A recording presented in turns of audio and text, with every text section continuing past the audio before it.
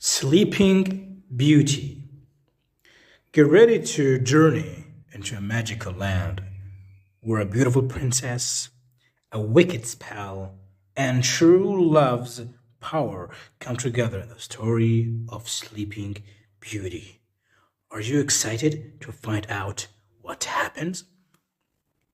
Sleeping Beauty story. Many years ago, in a beautiful empire, there lived king and queen who just had one wish. They were always praying, "Oh, dear Lord, please give us a child, and we won't need anything else in our lives anymore." But one day, when the queen was washing herself in the river, a frog came by and said, "Your wish will come true. You'll be having a child in next year." And as the frog forecasted, the queen bore a beautiful daughter.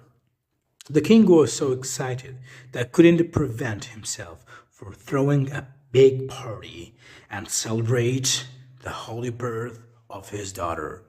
He invited not only his close friends and relatives, but also the wise women who he thought they would be kind and favorable toward the little princess. He knew 13 of these women were living in his empire, but he only had 12 golden plates, so he had to ignore one of them. The feast was held gloriously. When the feast was about to finish, wise women gathered around Princess and started to give her gifts. One bestowed virtue, one beauty, through riches, and so on, whatever there is in the world to wish for. And it was the 11th turn to present her gift, the 13th woman, who has been not invited, entered. With the fire of revenge burning in her heart, she, without any hesitation, started yelling, "In her 15th birthday, your beautiful princess shall prick herself with a spindle and shall fall down dead." And without saying anything else, she returned and left the palace. So the 12th came forward, since she hadn't bestowed her gift yet. She couldn't perish the curse, but there was something she could still do. "The princess shall not die by touching the spindle, but she will fall into a sleep for 100 years. The king, who was desperate to save his daughter, commanded to destroy all the spindles, and in the empire. The princess grew up, and all the gifts who had been given to her were shining in her appearance and personality.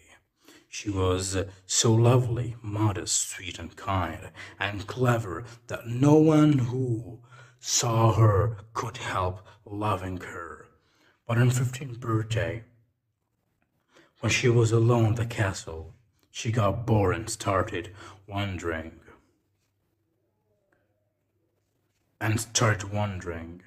around the castle, looking around every corner and room.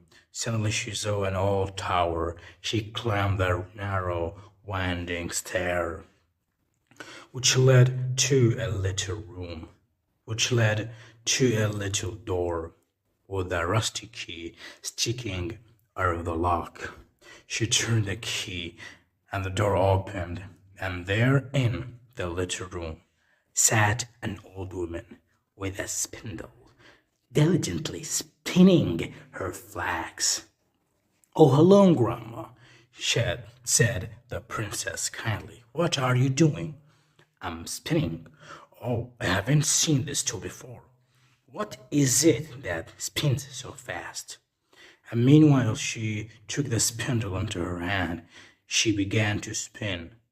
But in that very moment her hand touched the spindle. She passed out and lay in a deep sleep. And this sleep fell upon the whole palace. The king and queen, who had returned and were in a great hall, fell fast asleep, and with them the whole court, the horses in their stalls, the dog in the yard, the dogs in the yard, the pigeons on the roof, the flies on the wall, the very fire that flickered on the hearth became still and slept like the rest. The round about that place there grew a hedge of thorn thicker every year, until at last the whole castle was hidden from view, and nothing of it could be seen but the vane of the roof. From that moment a rumor went overseas about a sleeping beauty. And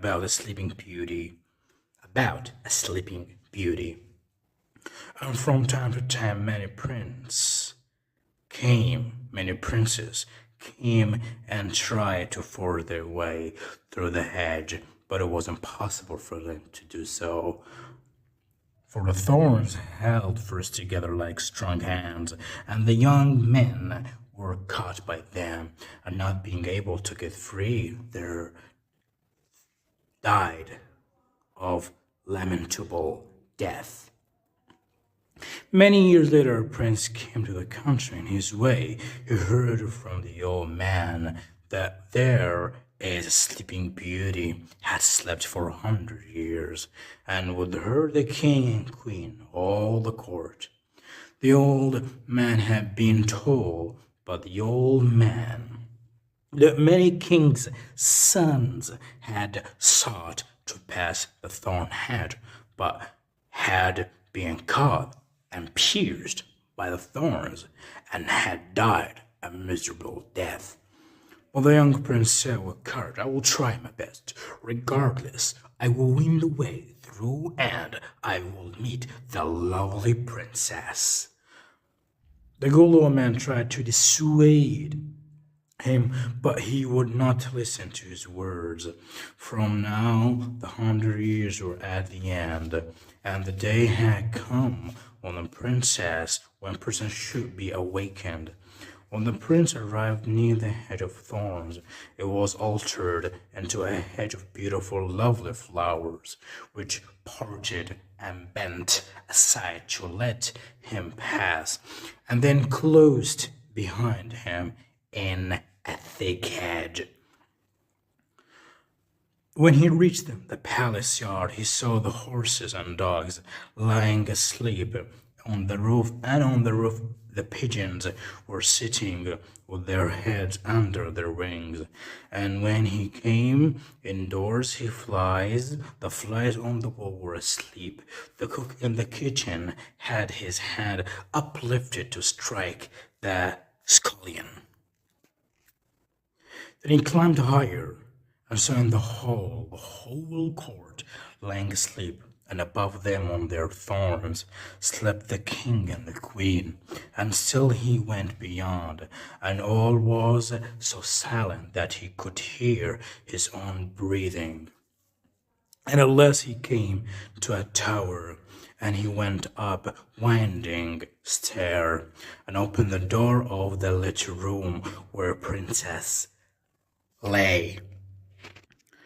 And when he saw her looking so lovely in her sleep, he could not turn away his eyes, and presently he stopped and kissed her. And she awaked and opened her eyes and looked very kindly on him. And she got up, and they went forth together, and the king and the queen, the whole court, waked up and gazed on each other with great eyes of wonderment. And the horses in the yard got up and shook themselves. The hounds sprang up and wagged their tails. The pigeons on the roof drew their heads from under their wings, looked around, and flew into the field. The flies on the wall crept on a little farther. The kitchen fire leapt up and blazed and cooked the meat. The joint of the spit began to roast. The cook gave a scullion such a box on the ear that he roared out. Then the wedding of the prince and princess was held with all glory, and they lived very happily ever after.